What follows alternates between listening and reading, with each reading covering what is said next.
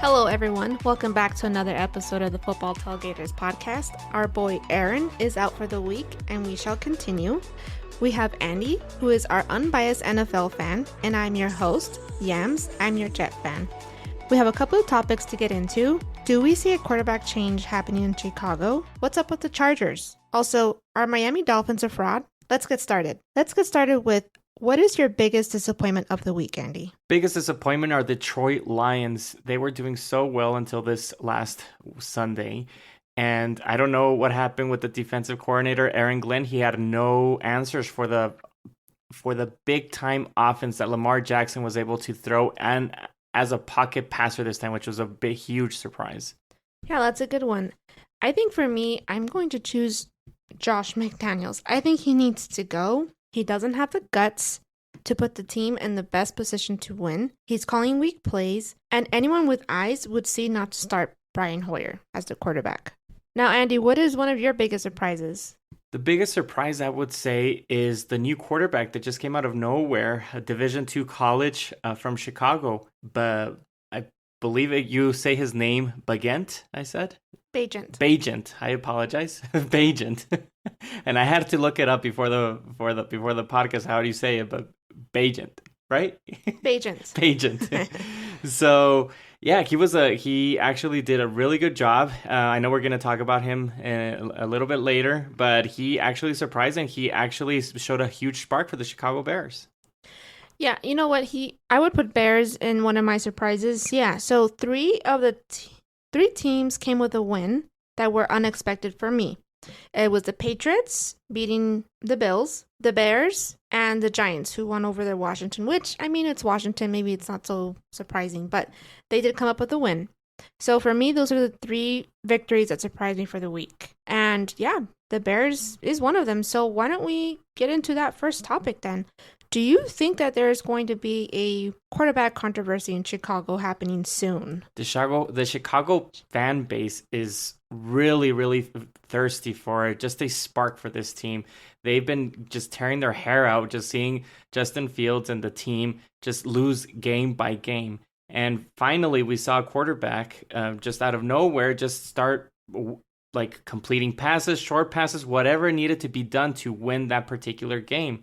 In this game, he attempted 21 passes and he completed 29%. No, I'm sorry. I believe for this game, he completed 21%, 21 passes out of 29 attempts, for which is 72%. And he had one touchdown. So whatever he needed to be done, it wasn't pretty, it wasn't beautiful, but they got the win, and that's what they needed. I want to say, yeah, he did play good, obviously. I think it's still premature to see or to say there should be a change with Justin Fields. But I did read that Justin Fields might be or is doubtful for Monday night against the Chargers. Yeah, I read that too. So we might get to see him again, and it will give me a better understanding of, is it him? Was he good? Was it just Raiders that just don't? I think they're just awful. I think the head coach is not the right coach. I think the defensive coordinator is not the right coach. That team is just, there's no direction. They're not on the right direction. And so I don't know. I can say, oh, he did a great job, though he did. He completed 75% of his passes.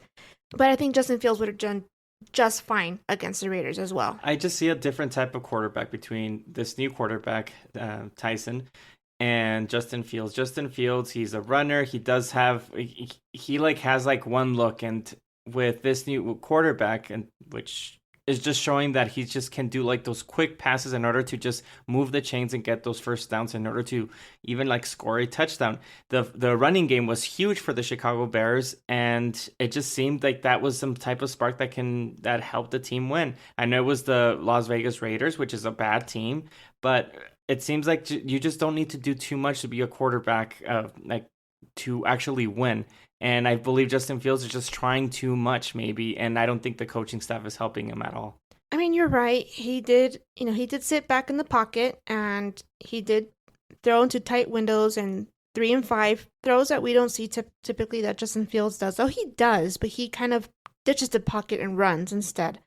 And Bagent, sat there and made the throws. So I don't know. I say let's wait and see how he plays Of against the course. Chargers Hmm. and see how it is. But again, Chargers is another topic that we're going to get into. That's another disappointing team that I'm just so fed up with as well. Let's go ahead and get into that one. What's wrong with the Chargers? Again, I'm just going to say it's coaching stuff. And I feel like Coach Staley is the one affecting the offensive coordinator, Kellen Moore, and the defense coordinator as well. Uh, Coach Staley, he came into the NFL in 2017. Before that, he started just going from college to college since 2006. So in 2017, he was the outside linebackers coach for Chicago Bears. And then in 2019, the outside linebackers coach for the Denver Broncos, defensive corner for the Rams in 2020, and now the head coach for the Chargers in 2021. It doesn't seem like he had a huge experience with the NFL, and I just think it's enough. Enough is enough. He has a really great team, a bunch of stacked defensive players, and they are like the last and power rankings for the defense, I believe, or close to last. Yeah, they're 2-4 in the division. They have no plan for Kels. Is it Kelsey or Kelsey? I know we've seen them so many times. Is it Travis Kelsey? Yeah, Or Kels? No, Kelsey. Kelsey. And they have no plan for Kelsey. He can do whatever they want with the Chargers. Patrick Mahomes slicing and dicing the secondary. He had 424 yards and 4 touchdowns against the Chargers. And I'm sure the Charger fans are just fed up with Staley. And I don't think he's last this year. And maybe in the middle of the year he gets fired. I'm done with them. They have such a good quarterback. I'm even done with Kellen Moore. Kellen Moore's too soon. He just got there. Coach Staley, we've seen these issues since last year. So Coach Staley, it could be that next game he could be out, and we are in the middle of the season, coming to the half of the season. So it might be the change that needs to happen for this team if they lose next week. So it could happen. It could be a big change there for them. Yeah, I don't see him lasting this year, but teams do like to stick with their coach until the end of the year, which I understand. The next topic I want to kind of brush into is we just saw Miami go against the Philadelphia Eagles. Is it too soon to call them frauds? I got too excited for the Miami Dolphins record and seeing them play, but because I was looking at their games, and I know you and I talked about it before the podcast. They've played the Chargers, which is a bad team, the Patriots, another bad team, the Broncos, a bad team, lost against the Bills, division rival. Everybody thinks the Bills are good, but I don't know. You can think what you want from them. They played against the Giants, a bad team, Panthers, bad team, and now they lost against the Eagles. So their next big time opponent is the Chiefs until in November 5th. So they got to show up something in November 5th, or else, yes, they are frauds. Yeah, they haven't played anyone that you can say, whoa, they really beat a good team, right? The Dolphins haven't beat anyone that's notable. But in their defense, the refs last night weren't good. Yeah, they weren't good at all. They didn't call any holding. They didn't anything. No flags against no the flags. Eagles. Yeah, No flags. Which is unheard of. Yeah. Yeah. Like, what the hell? 0 penalties. And we saw a lot of penalties that they were doing. Pass course. interference, holdings. It was just insane. Yeah, it was like we can see it on TV. I'm sure they can see it. They have money on the game.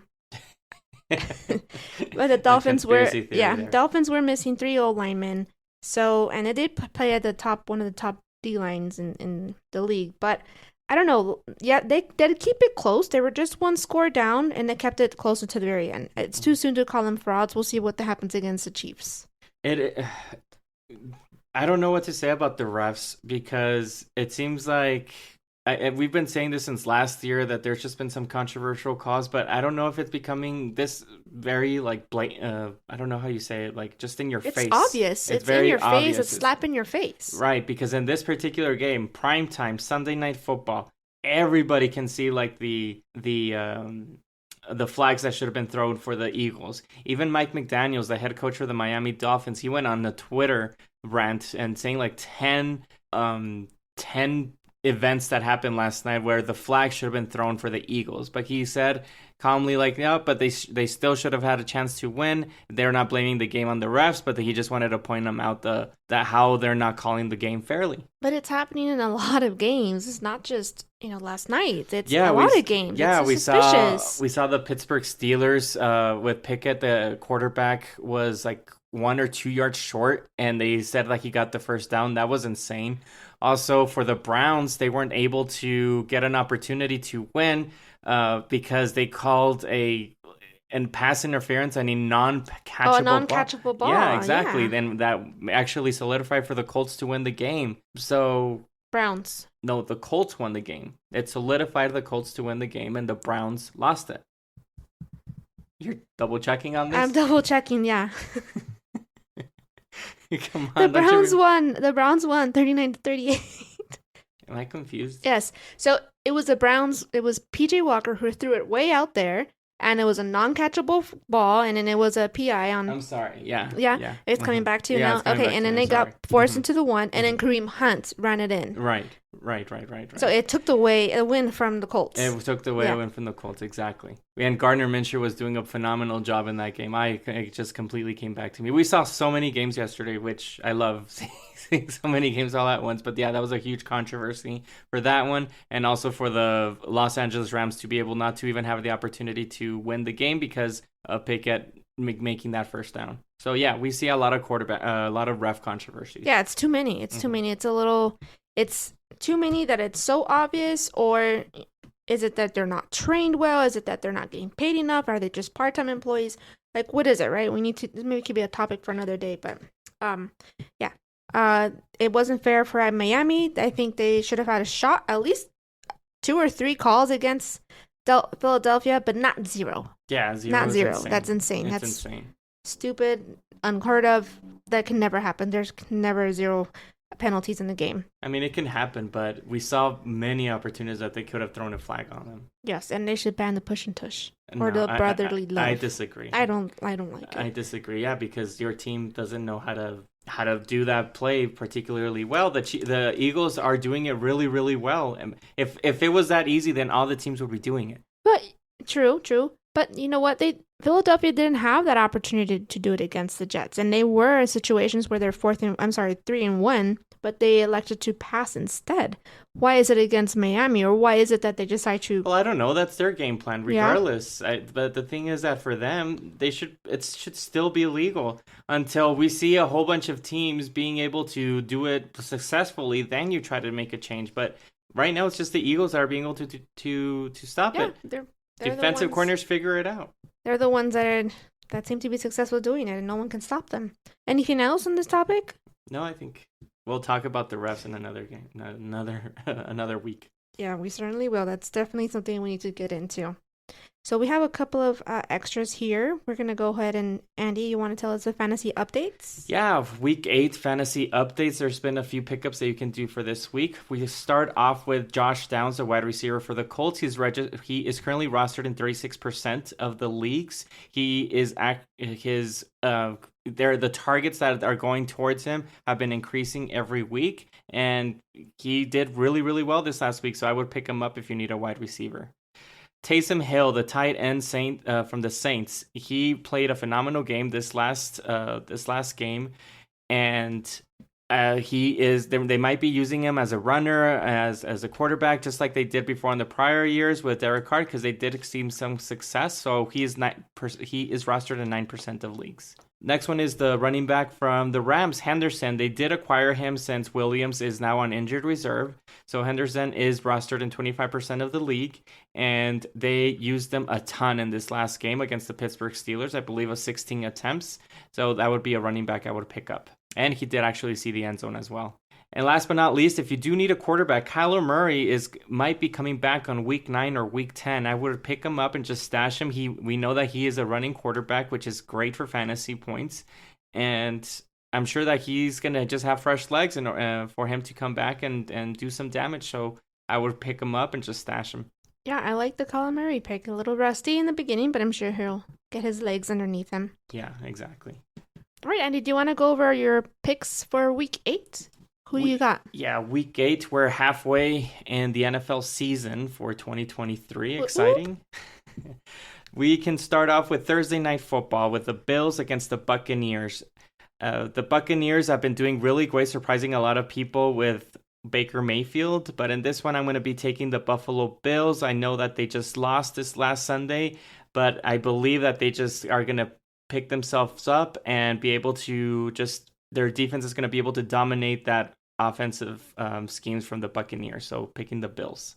Next up, we have the New York Jets against the Giants. This is the New York battle. And for this one, I am going to be picking the Jets because of their defense. The Giants do have a spark with Tyrod Taylor. Could be a little bit of a quarterback controversy there because they were able to get some first downs, which we haven't seen in a while. But the Jets have an elite defense. They're just going to be able to stop them. It can be a low-scoring game. The Los Angeles Rams against the Dallas Cowboys.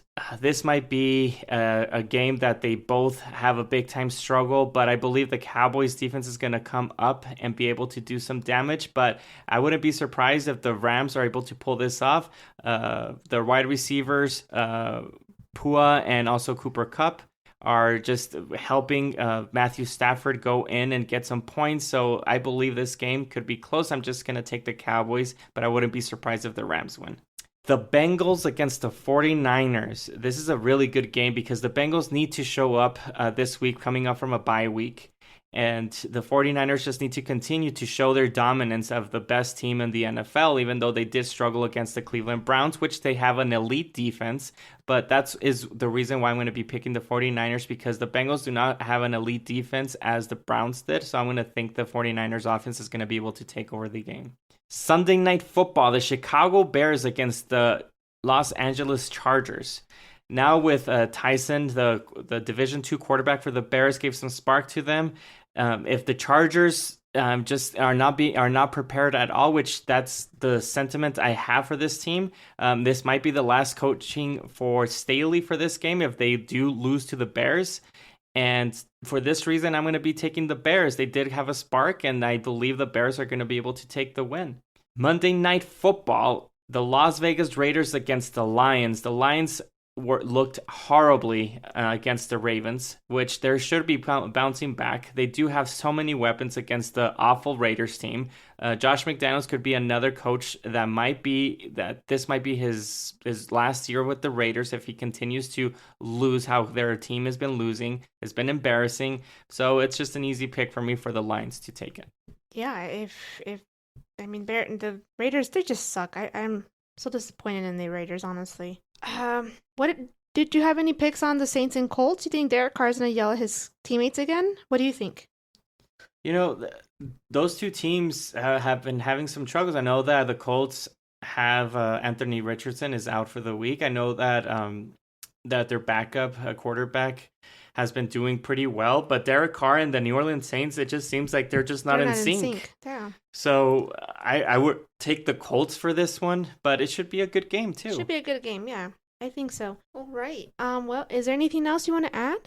No, just excited. I know that we're halfway on the NFL season, so gone by fast. I just do love how it's an even playing field for the NFL. And there's no big time team that's just destroying the league. It's not like it used to be before. This is a new generation. We don't have a dominance like the Patriots or the Green Bay Packers or the New Orleans Saints. I really love and enjoying what's going on. It's a lot of surprises. It could be a topic for another day, just knowing that there's an even playing field out there for the NFL. Well, this concludes our podcast. Thank you for listening to the end. Please follow our socials. Andy, please tell everyone our socials. Yeah, you can follow us on YouTube, TikTok, and Instagram on _football tailgaters or football_tailgaters. Just comment. We would love to hear from you guys. Yeah, comment. Say hello. All right. Well, thank you, everyone.